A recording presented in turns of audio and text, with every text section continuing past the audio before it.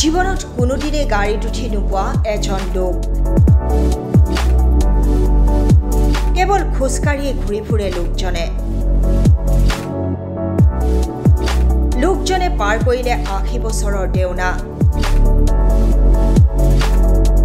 কিন্তু কিয় তেওঁ এদিনো গাড়ীত উঠি নাপালে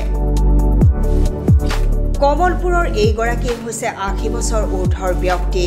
এই ব্যক্তিজনে জীৱনত কোনোদিনে গাড়ীত উঠি পোৱা নাই কমলপুৰৰ সমীপৱৰ্তী লেজাগাঁৱৰ এই ব্যক্তিজনৰ নাম উদয় কাকতি কৃষি কৰ্মৰে জড়িত এই উদয় কাকতিয়ে খোজকাঢ়ি ঘূৰি ফুৰে খোজকাঢ়িয়ে তেওঁ অসমৰ বিভিন্ন ঠাইলৈ ভ্ৰমণ কৰিছে আনকি ডেকাকালত তেওঁ বৰ্তমানৰ মেঘালয়ৰ ৰাজ্য শিলঙলৈকে কাম কৰিবলৈ গৈছিল খোজকাঢ়িয়ে ইমানেই নহয় ব্যক্তিজনে বিয়াৰ দিনাও নলবাৰী জিলাৰ ঘোগৰাপাৰালৈ খোজকাঢ়ি যোৱাৰ লগতে আঠমঙলাৰ ৯ কইনাকো খোজ কঢ়াই আনিছিল নিজৰ ঘৰলৈ কিন্তু কিহৰ কাৰণে লোকজনে খোজকাঢ়িয়ে ভ্ৰমণ কৰিছিল তেওঁৰ মুখেৰে শুনোৱা হওক কাৰণ পোকৰৰ বিগিলাখান বি নাকে এই খোজকাঢ়িলে এই যিমান বি হয়